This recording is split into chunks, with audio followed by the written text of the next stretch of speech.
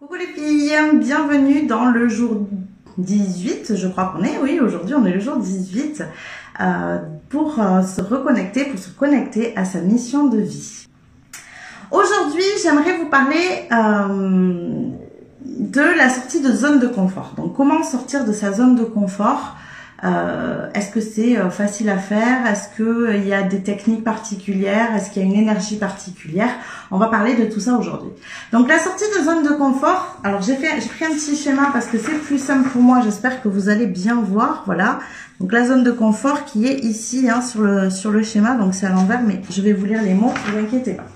Donc là, c'est la zone de confort, donc c'est une zone où on se sent en sécurité. C'est une zone que l'on connaît en règle générale, c'est voilà des lieux qu'on connaît, des personnes qu'on connaît, c'est des chemins qu'on connaît, une alimentation, peu importe sur quoi vous partez. Donc bien sûr ici, on va partir sur la mission de vie.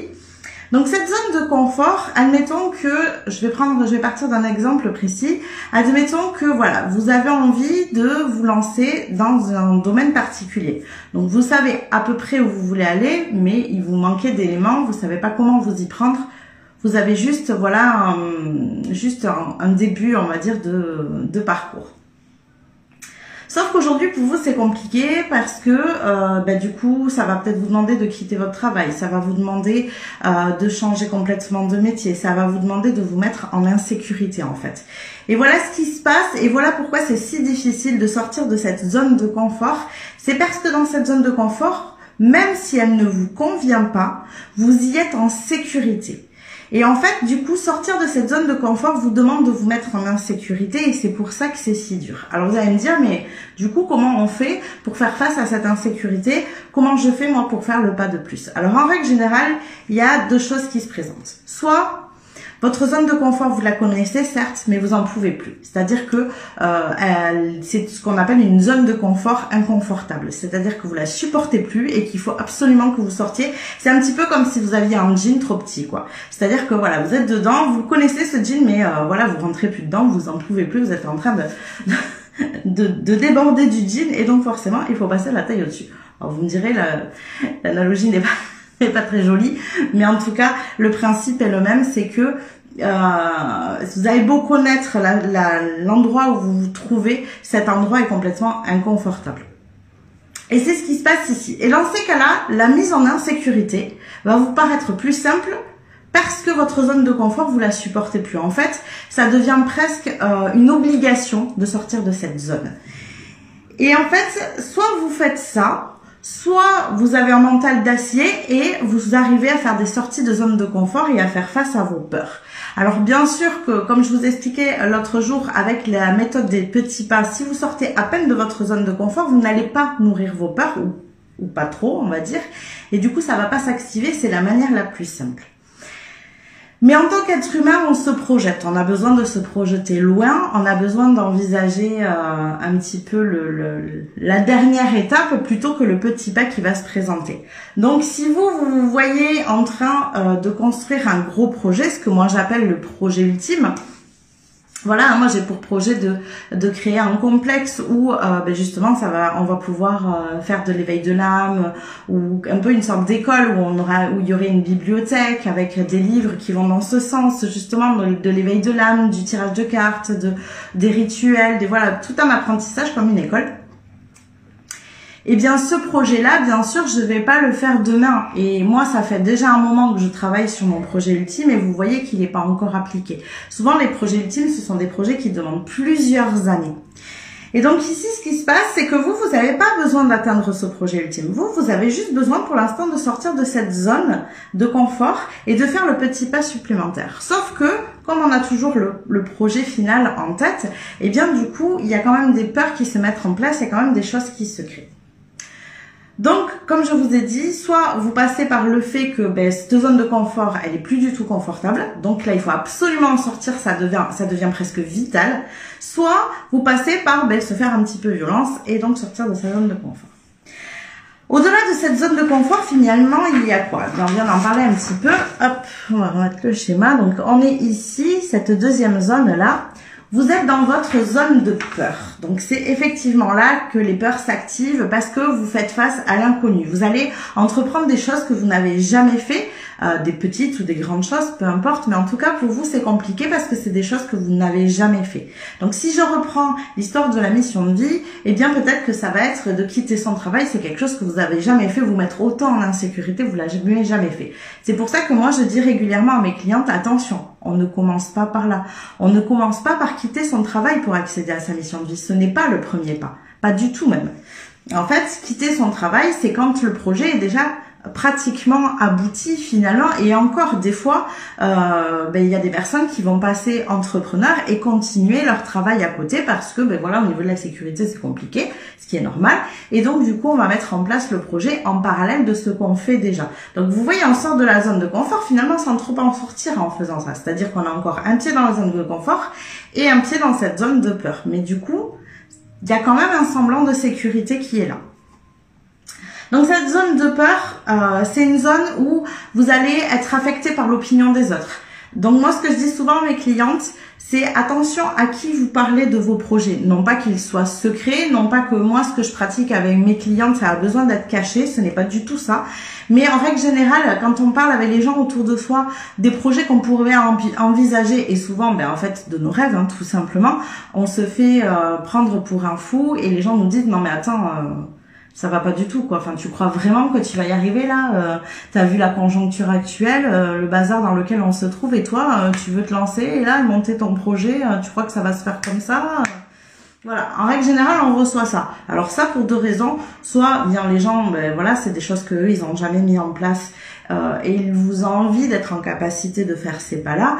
Ou alors, ce sont des gens qui sont souvent proches de vous et qui ont envie de vous protéger, envie de vous empêcher de vous blesser, de vous faire mal, que ce soit émotionnellement, que ce soit physiquement, enfin peu importe. En tout cas, ils n'ont pas envie que vous fassiez ces pas-là par peur que vous soyez un petit peu peiné derrière si vous n'y arrivez pas, etc. Donc voilà les deux raisons pour lesquelles on peut avoir des personnes qui du coup viennent nous dire des choses comme ça. Moi, ce que j'ai l'habitude de dire à mes clientes, attention, si vous souhaitez aller prendre conseil, si vous avez besoin de parler de vos projets, ce qui est bien normal, c'est évident, allez en parler à des gens qui ont déjà fait ce genre de cheminement. Ça, c'est important. Pourquoi? Parce que la personne qui a déjà fait ce genre de cheminement, elle, sa zone de confort, elle est agrandie. Elle va devenir plus grande que la vôtre, plus grande que la personne qui va venir vous dire attention à ce que tu fais. Cette personne, elle est déjà passée par là, donc elle sait, elle, que c'est possible. Oui, c'est pas simple, mais c'est possible. Et c'est aussi souvent pour ça qu'il est important de se faire accompagner dans ce genre de démarches-là, parce que c'est des démarches qui demandent de vraies sorties de zone de confort. C'est compliqué de faire ces pas-là, et bien sûr que les gens autour de nous ont tendance à nous dire que c'est trop risqué et qu'il vaut mieux rester dans sa zone de confort.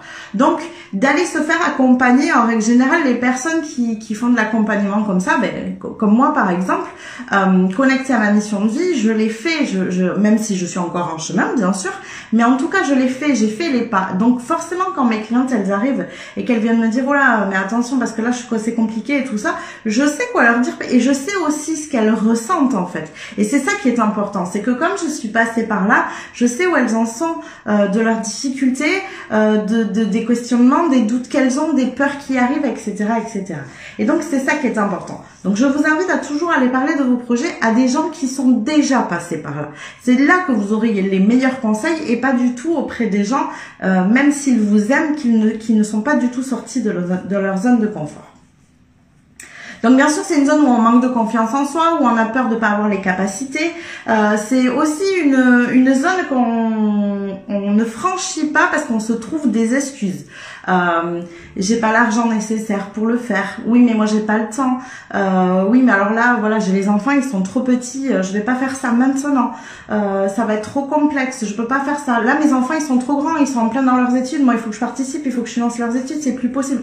Vous voyez, et on va tout le temps se donner des raisons, des excuses. Alors, bonnes ou mauvaises, c'est pas du tout un jugement, mais on va se donner des excuses comme ça pour ne pas aller dans cette zone de peur. En fait, notre inconscient, notre ego vient nous montrer les problèmes qui pourraient se présenter et donc du coup on n'y va jamais parce que oui mais et s'il se passe ça, et s'il se passe ça, et s'il se passe ça, et donc on est freiné, paralysé et on revient dans cette fameuse zone de confort.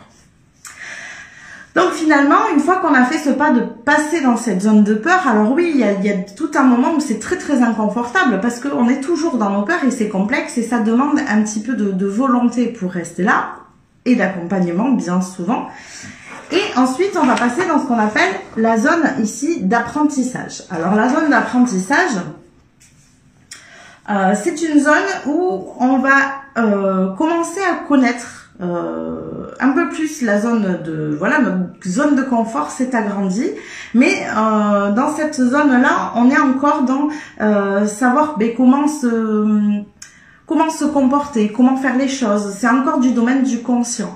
C'est pas quelque chose que vous faites par automatisme, ça manque encore d'expérience, c'est pour ça qu'on est encore dans l'apprentissage. Alors souvent ici, c'est là que vont arriver je vais y arriver, le syndrome de l'imposteur. On va se dire, oui, alors moi, pour l'instant, je me sens pas encore en capacité. Vous savez, c'est un petit peu comme quand on vient d'avoir un diplôme et on se lance dans la vie active, mais on se sent pas du tout prête à faire face à, voilà, par exemple, moi, je vais vous donner mon exemple. Quand j'ai fait mes études de thérapie cognitive et comportementale, quand je suis sortie de là, je me sentais pas du tout thérapeute. Absolument pas. Pourtant, les diplômes, les compétences et la manière de faire, je l'avais. Mais je n'avais pas l'expérience. Maintenant, après avoir eu plusieurs clientes et bien sûr avoir eu cette expérience avec plusieurs personnes qui avaient des domaines différents, des manières d'approche différentes, tout ça, et j'ai pu du coup exercer plusieurs de mes techniques que j'avais apprises. Et donc après, voilà, on passe dans une certaine expertise. Et d'ailleurs, moi souvent je le dis, ce syndrome de l'imposteur, c'est la seule manière de le faire partir. C'est pas parce que vous faites des quantités de formation que vous allez faire partir le syndrome de l'imposteur. C'est parce que vous allez expérimenter ce que vous avez appris plusieurs fois que ce syndrome de l'imposteur va s'en aller. Donc effectivement, la zone d'apprentissage, c'est là où on acquiert de nouvelles compétences, c'est là où on est en train d'agrandir sa zone de confort, donc ça y est, hein, c'est-à-dire que voilà, quand vous êtes dans la zone de peur, votre zone de confort n'est pas encore agrandie. Quand vous êtes dans la zone d'apprentissage, là, elle a commencé à s'étoffer et là, elle commence à être plus grande. Donc dans cette zone d'apprentissage, eh bien ça demande encore de l'accompagnement. Vous voyez, moi je me situe pour moi encore dans cette zone-là et je me fais toujours accompagner. J'ai une coach, voilà, qui m'accompagne pour pouvoir avancer vers ce que je souhaite, vers ce projet ultime, etc., etc. Et ensuite, la quatrième zone, c'est ce qu'on appelle la zone de grandeur. Donc vous avez ici la dernière zone. Cette zone de grandeur, c'est la zone où, ça y est, on se sent compétent dans ce qu'on fait. Donc, je pars toujours de la mission de vie, hein, mais vous pouvez l'adapter à tout un tas d'autres sujets. Vous vous sentez compétent dans ce que vous faites. Vous savez que vous êtes sur le bon chemin. Vous vous posez beaucoup moins de questions. C'est aussi là que vous allez définir de nouveaux objectifs. C'est-à-dire que souvent, ça veut dire que la zone de confort, elle est plus grande et ça y est, elle est faite. Elle bougera plus, vous l'avez agrandie. Sauf qu'on aurait tendance à cet endroit-là, dans cette zone de grandeur, à stagner. Sauf que l'être humain n'est pas fait pour stagner. On est fait d'évolution, c'est comme ça, on a besoin d'évoluer, on a besoin d'avancer. Donc quand vous avez cette zone de grandeur qui est atteinte, c'est-à-dire finalement un objectif en fait, hein, qui est atteint, ce que vous allez avoir besoin de faire, eh bien, c'est de recommencer, c'est-à-dire de nouveau d'agrandir votre zone de confort. Si vous le souhaitez immédiatement, en règle générale, c'est plus facile. Pourquoi? Parce que vous avez l'habitude. Vous avez déjà pris l'habitude de rentrer dans votre zone de peur, dans votre zone d'apprentissage. Si vous restez trop longtemps dans cette nouvelle zone de confort, eh bien, ça va de nouveau être difficile. Vous allez de nouveau avoir du mal à passer dans cette zone de peur et ainsi de suite. Donc dans cette zone de grandeur, bien sûr, vous vivez votre rêve, votre objectif est atteint et vous avez besoin de définir de nouveaux objectifs et vous vous êtes trouvé une vraie valeur, c'est ce que je vous dis, vous vous sentez beaucoup plus compétent, donc vous vous êtes trouvé une vraie valeur à travers ce que vous apportez aux autres, à travers ce que vous faites. Alors dans la mission de vie, c'est ça, c'est qu'en fait, vous ressentez que vous contribuez au monde, vous ressentez que vous aidez les autres, peu importe le métier que vous aurez choisi ou la manière de faire. Et vous vous sentez surtout beaucoup plus vivant dans cette zone de grandeur. C'est pour ça que des fois, arrivé là, hop, on a tendance à ne plus bouger. Et c'est pour ça qu'il est important d'avoir de nouveaux objectifs et d'aller de nouveau de l'avant et de nouveaux apprentissages, etc. et de continuer comme ça pour éviter de stagner et finalement de reculer, parce que souvent quand on stagne au bout d'un moment, on finit par de nouveau s'ennuyer, de nouveau ce que vous allez trouver dans la zone de confort, hein. L'ennui, le manque de contribution au monde, voilà, c'est sécurisant mais c'est trop routinier et donc du coup vous allez avoir un besoin d'évolution. Voilà pour ces 4 zones. Donc vous voyez que c'est pas toujours simple cette sortie de zone de confort. Elle n'est pas évidente du tout, absolument pas. Même si on a la volonté de le faire de soi-même, souvent on ne va pas très loin. C'est un petit peu comme une vague et il faut apprendre à surfer dessus. Et c'est pas évident de faire les choses seul. Donc on a de suite très vite peur de se noyer quand on ne sait pas nager, quand on ne sait pas surfer.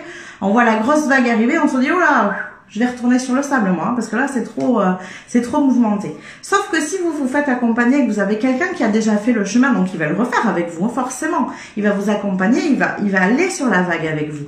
Et qui va vous dire non, c'est bon, regarde, tu peux y aller, tu peux le faire, on va y arriver ensemble, je vais te montrer par quoi tu dois passer, qu'est-ce que tu dois mettre en place, etc.